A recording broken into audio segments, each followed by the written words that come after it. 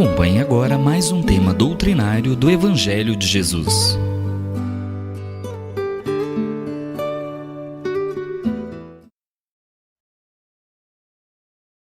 Que Jesus nos abençoe hoje e sempre. É uma satisfação e uma alegria muito grande podermos estarmos reunidos, e estudando os ensinamentos de Jesus. Hoje, em especial, nessa noite, nós vamos estudar o capítulo 14, itens 5 a 7.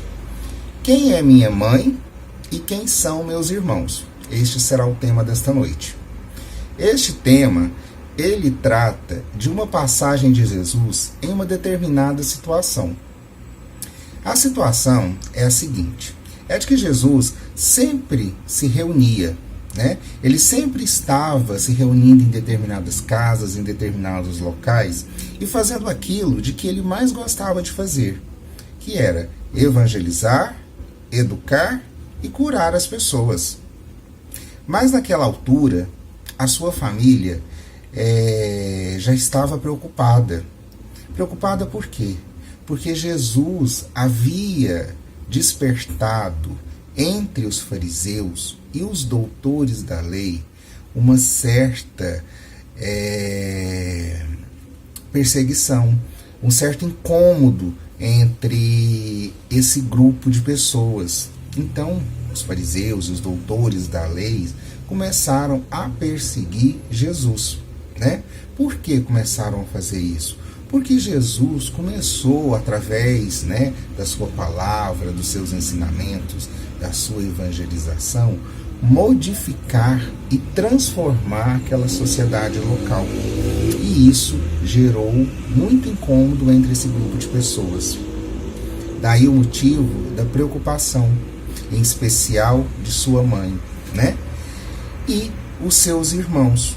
Os seus irmãos aqui mencionados, na verdade, são seus primos, pois naquele tempo os primos eram tratados como irmãos.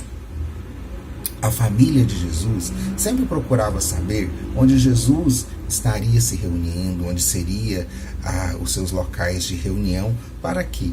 Para acompanhá-los, para os seus primos, seus irmãos, que eram seus primos, acompanhá-los e até mesmo a sua mãe, com o intuito de quê? Não só de acompanhar, mas também de proteger Jesus. A família de Jesus, sabendo certa vez de onde Jesus estaria evangelizando, resolveram ir até lá, acompanhar Jesus, E chegando neste local, Jesus já se encontrava nessa reunião. Uma das pessoas que estavam nessa reunião foi até Jesus, avisá-lo de que a sua família, a sua mãe e seus irmãos haviam acabado de chegar na reunião. Jesus, sempre sábio, inteligente, e não perdia uma oportunidade de ensinar, de evangelizar. O que Jesus fez? Jesus disse a essa pessoa, que foi avisá-lo de que sua família estava lá, diante de todas aquelas pessoas que estavam ali para a sua reunião, ouvindo os seus ensinamentos, e disse, Jesus disse a essa pessoa: quem é a minha mãe e quem são os meus irmãos? E ainda Jesus completou: não são esses aqui que estão comigo os meus irmãos? Não seria esta a minha mãe? Não seria este o meu irmão? Porque aquele que fizer a vontade de Deus, esse sim é o meu irmão. Essa será a minha mãe. Esta será a minha irmã. Mas ouvindo essas palavras de Jesus, quando ele disse a essa pessoa que avisou da sua família lá, nós poderíamos estar pensando, poderíamos achar muito estranho, Jesus dizer isso, Isso nos leva a pensar que Jesus estaria renegando a sua família, Que Jesus renegou a sua mãe e os seus irmãos, Logo Jesus, que prega o evangelho que ensina, né, que divulga, que leva a todos os mandamentos divinos. Inclusive, um dos mandamentos divinos é honrar vosso pai e honrar vossa mãe. Seria muito incoerente, muito estranho da parte de Jesus ele estar falando isso, não é verdade? Mas isso seria para quem não conhece a fundo o cristianismo, o espiritismo, né? Aí sim, nos levaríamos a pensar o quê? Que há uma contradição nessa fala de Jesus. Jesus diz, honre o seu pai, honre a sua mãe, e quando sua mãe chega em um determinado local onde ele está, ele pergunta quem é minha mãe, quem são meus irmãos, né? Estaria renegando a essa família, né? Mas o que acontece? Kardec nos traz uma explicação para tudo isso, né? Kardec vai nos dizer o quê? Que certas palavras de Jesus parecem estranhas, pois diverge da sua bondade e da sua inalterável benevolência para com todos. A doutrina de Jesus tem por base essencial e a pedra angular a lei do amor e a lei da caridade. Ou seja, Jesus não poderia construir um lado e depois destruir outro, né? Ou seja, Kardec nos leva, né, a um desafio. Kardec nos leva ao quê? A desafiar a nossa razão, dizendo que para que possamos ficarmos em alerta, termos atenção para as palavras de Jesus. E ainda Kardec continua a admirar-se com a razão de ver Jesus mostrar nesta circunstância, né, tanta indiferença para com seus e a qualquer sorte renegar a sua mãe. Mas no tocante a supor, né, que Jesus estaria renegando a sua mãe, quem poderia pensar isso, de que Jesus estaria tendo tal atitude, é porque desconhece totalmente o caráter de Jesus, conhece totalmente a essência de Jesus, né? Por quê? Porque não seria condizente, né, com os ensinamentos, com a palavra, com o que Jesus estava ali oferecendo, o que Jesus estava ali ensinando, o que Jesus estava ali falando, e principalmente, né, trazendo os mandamentos divinos, e entre eles, honrar vosso pai e honrar vossa mãe. Então, aquele que estuda o Evangelho, que já leu por várias vezes, consequentemente também já deve ter ouvido várias vezes dizendo, né, que é para honrarmos nosso pai e honrarmos a nossa mãe, Jesus em nenhum momento ali estava renegando a sua mãe e seus irmãos, né? Essa fala de Jesus, ela traz um outro significado. Ela traz outra importância dessas palavras, que nós vamos compreender ao longo do capítulo, né? Jesus quer nos ensinar outra coisa com essa fala. Mas Kardec recomenda ainda para nós que nós não devemos acreditar em tudo que lemos ou ouvimos. Ao contrário, nós temos que desafiar a nossa razão. Nós temos que estudar, nós temos que pesquisar. Ou seja, nós temos que estimular o estudo em nós. Pois só assim, estimulando o estudo e o conhecimento, não iremos desenvolver uma fé cega, né? Aquela fé que nos deixa cegos, sem permitir usarmos a nossa razão, o nosso raciocínio. Kardec ainda diz em uma de suas falas que é necessário buscarmos outro sentido para as falas de Jesus, porque Jesus sempre fala de forma velada e de forma alegórica. Por quê? Porque naquela época, para Jesus poder levar o seu conhecimento e para que as pessoas chegasse esse conhecimento à razão e ao coração das pessoas, era necessário Jesus falar dessa forma. Pois, né, naquele tempo as pessoas ainda tinham um conhecimento muito precário, um conhecimento ainda muito primitivo. Então Jesus tinha que falar de forma diferente, que hoje, né, nós sabemos que nos dias de hoje, né, essas palavras que foram ditas por Jesus naquele tempo não faz sentido, né? Essas palavras não fazem mais sentido hoje. E é por isso que várias obras vieram depois para complementar e esclarecer as falas de Jesus. Então, hoje, podemos compreender de que havia um sentido por trás daquela fala de Jesus, da forma como ela foi dita. E Kardec nos explicou que Jesus, com essa fala de quem é minha mãe e quem são meus irmãos, ele queria dizer e nos mostrar a diferença entre nossa família material e nossa família espiritual. Jesus quis aí estabelecer que havia vários tipos de famílias. A família corpórea, que é a família consanguínea, e a família espiritual, que é a família universal também. Jesus quis nos ensinar essa diferença. Jesus quis trazer para nós a diferença desse parentesco corpóreo, né, do parentesco espiritual, deixando claro que o parentesco corpóreo é o parentesco ligado pelo sangue, é o parentesco consanguíneo. E o parentesco espiritual são aqueles parentesco que são ligados pelas uniões afetivas, são ligados pelo laço da espiritualidade. Ou seja, com essa fala, Jesus deixa bem claro que além dos nossos familiares consanguíneos, temos também os nossos irmãos ligados pelos laços espirituais e afetivos. Ou seja, somos todos filhos de Deus. E se somos filhos de Deus, somos todos irmãos, né?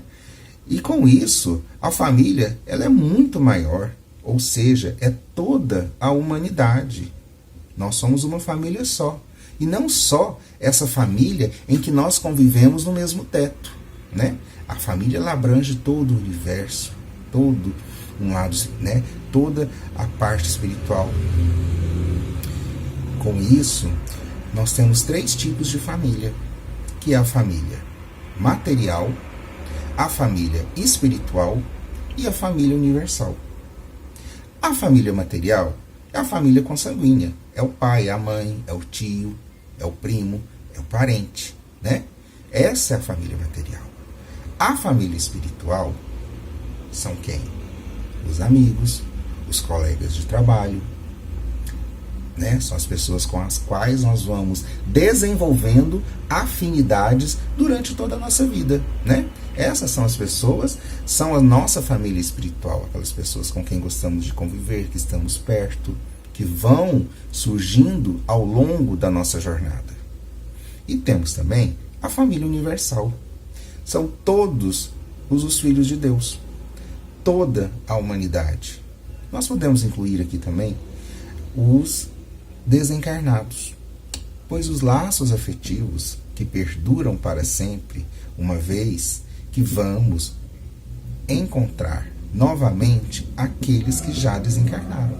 E nós podemos encontrar esses, né, desencarnados, esses que já foram para o mundo espiritual, nesses 3 tipos de família novamente: na família material, na família espiritual ou na família universal, né? Então, com isso, a gente pode perceber que Jesus estava no momento de servir. E Jesus começou a servir por onde? Pela família material. E em seguida, Jesus partiu para a família espiritual. E durante a sua fala, quem são meus irmãos e quem é minha mãe, ele quis nos esclarecer de que ele teria que decidir, a quem ele iria servir naquele momento. Se era a família material ou se ele ia servir a família espiritual. Mas claro que Jesus já sabia da resposta, né? Claro, pela sua sabedoria e seu entendimento, é claro que naquele momento que Jesus estava vivendo, ele iria atender quem estava necessitando naquele momento, que era a sua família espiritual. Era a sua família espiritual que deveria ser atendida naquele momento. Mas ele aproveitou essa oportunidade em que a sua família material chegou para nos mostrar os vários tipos de família. Quem são os nossos irmãos, quem são os nossos pais, quem são, né, os nossos parentes, que na verdade são todos. Né? E aí ele foi distinguindo as suas, cada família, como seria. Era isso que Jesus queria nos dizer naquele momento, né? Pois toda família espiritual e universal precisa de auxílio e orientação. Haroldo Dutra, em sua mensagem, ele disse uma vez que é desafiador equilibrar o sentido da universalidade com os afetos particulares que devemos aos nossos familiares, né? Haroldo Dutra disse isso uma vez. E o que Haroldo Dutra quis trazer com essa mensagem, né, que tem a ver com esse capítulo? Ele quis nos dizer o seguinte, que nós estamos trazendo uma dificuldade, ou seja, nós colocamos uma dificuldade, nós como espíritas, como cristãos, colocamos essa dificuldade inúmeras vezes quando precisamos servir. Por quê? Nós temos a vontade de servir, nós temos a vontade de ajudar o próximo, de auxiliar. Porém, nós colocamos muita dificuldade em realizar essa atividade, em realizar esse trabalho. Por quê? Nós sempre adiamos, e adiamos com desculpas de que não podemos deixar o esposo só em casa, não podemos deixar a esposa só em casa, não podemos deixar os filhos só em casa, não podemos ir hoje porque hoje é sábado, é o dia de eu descansar, ou domingo é o dia de eu descansar. Então sempre estamos adiando, né? Sempre estamos pondo dificuldade em poder servir ao próximo. E com isso ficamos sempre nesse dilema. Se devemos ajudar, se devemos servir ao próximo, ou se devemos ficar com a nossa família, servir a nossa família, ajudar a nossa família. Foi essa mensagem, foi esse o desafio que Haroldo Dutra colocou nessa mensagem, né? Que nós sempre estamos nesse dilema, se servimos a nossa família espiritual ou se servimos somente a nossa família material. Maria, em uma outra passagem de Jesus, relatado no livro Boa Nova, de Humberto de Campos, ele nos diz, né, que Jesus, quando chegou à maioridade, a sua mãe Maria preocupou em arrumar um trabalho para Jesus, né? Como todos os pais, preocupa sempre em encaminhar os seus filhos quando eles vão chegando a uma certa idade, né? Criando responsabilidades. Então, não foi diferente com Maria. Ela queria que Jesus tivesse uma colocação, que Jesus trabalhasse, né? Preocupação de todo pai e de toda mãe. E o que aconteceu? Maria saiu, né, naquela época, e foi procurar um emprego para Jesus, pedir a alguns conhecidos que tinham contatos para poder arrumar uma colocação para Jesus. E aí ela conseguiu arrumar um emprego para Jesus em uma determinada empresa, não era empresa, né, uma determinada instituição, um determinado local para Jesus trabalhar, e ficou muito feliz com isso, né? E aí Maria, conseguindo essa oportunidade de emprego, né, essa oportunidade de trabalho para Jesus, volta para casa toda contente para contar para Jesus sobre o emprego que havia arrumado a ele. Mas Jesus já sabia e já estava aguardando a sua mãe, que quando chegou, contou a Jesus, né, que havia conseguido o emprego e que estava muito feliz, né? E Jesus disse à sua mãe que já sabia, mas disse mais a Maria. Perguntou a ela se ela não confiava em Deus e se ela também não tinha fé em Deus. E que Deus haveria de prover no momento oportuno e no momento correto, né? Para que ele se encaminhasse. E que não era para Maria se preocupar com essas coisas do mundo, com essas coisas terrenas. Mas, acalmando Maria, ele tinha sim a vontade de trabalhar, mas gostaria de trabalhar com seu pai. Gostaria de trabalhar com José na carpintaria. E Maria ficou muito feliz e conversou com José, que o aceitou na carpintaria. E assim aconteceu, Jesus foi trabalhar com seu pai. Jesus, com isso, quis mostrar o quê? Que ele escolheu trabalhar com a sua família, com seu pai, estar perto de todos ali, né? Por quê? Porque dessa maneira ele poderia servir, né? Ele poderia dar o exemplo de fortalecer a sua família, ele poderia estar trabalhando com seu pai com alegria, que era o que ele queria, trabalhando com responsabilidade. E com isso, principalmente, Jesus mostrou que o momento era de servir a sua família material, né? Que era o momento de auxiliar a sua família material e também a sua família espiritual. Ou seja, Jesus mostrou que é possível o equilíbrio, servir ao próximo sem deixar de lado a sua família material. E aí é que está o grande desafio. Mas a nossa tendência qual é? É somente servir e auxiliar a nossa família material, demonstrando com isso o nosso egoísmo.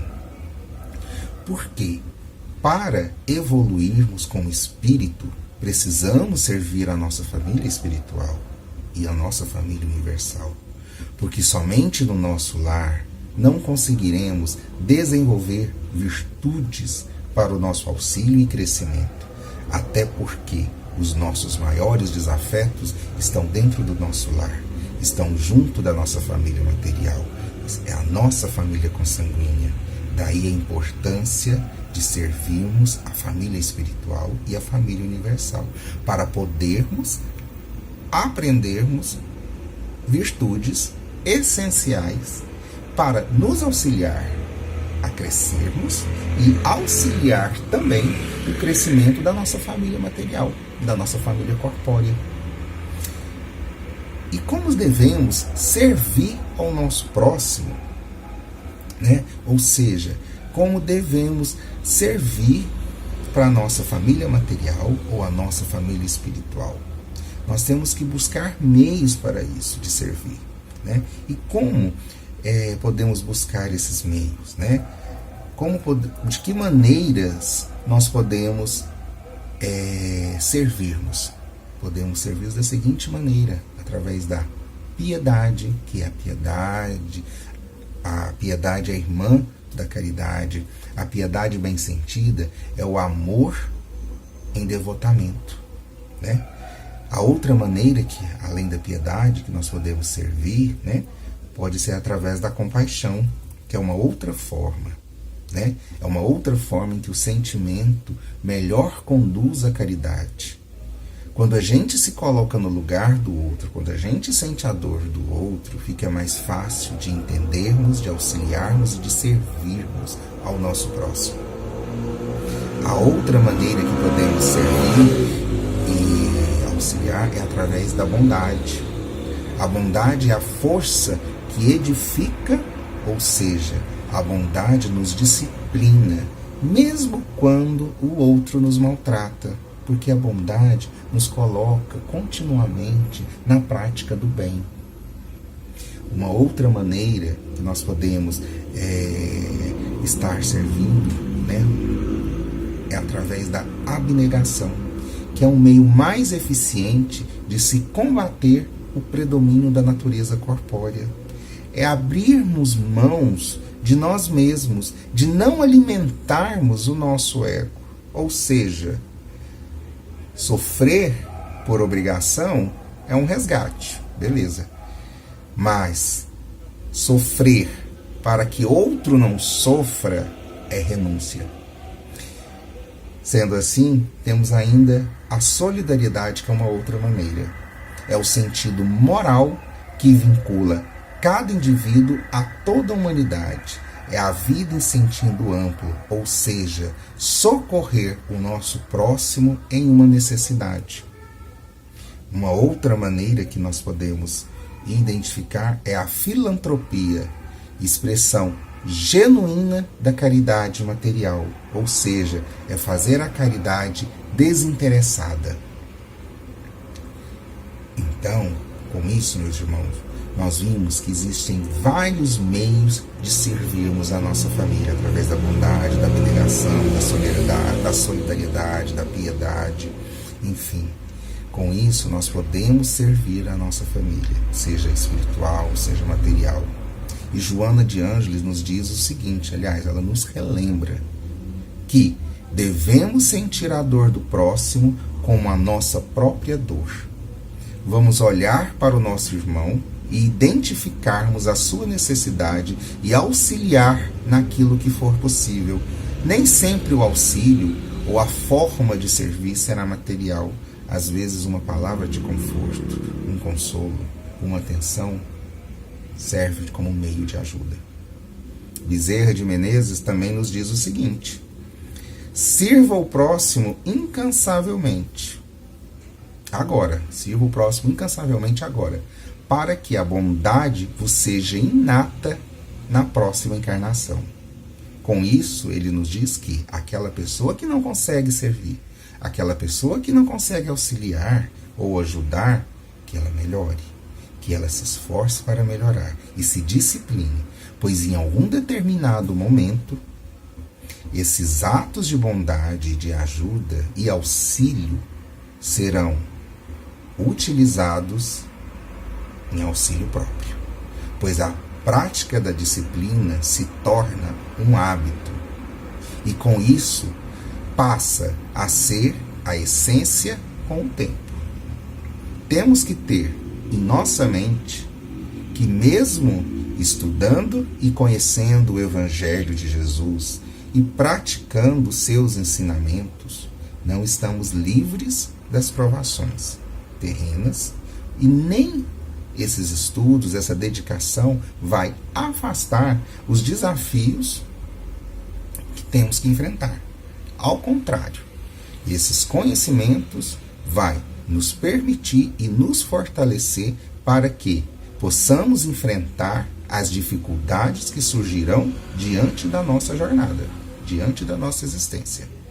Sendo assim, eu agradeço pela atenção de todos, agradeço por esse estudo da noite, agradeço a oportunidade de estarmos aqui reunidos para discutirmos este capítulo e que, principalmente, saibamos reconhecer e enxergar o nosso irmão e todas as pessoas que cruzarem no nosso caminho, como nossa família, seja material, seja espiritual ou universal. Que possamos estar sempre trilhando no caminho e na prática do bem. Que Jesus nos abençoe, hoje e sempre. Fiquem com Deus.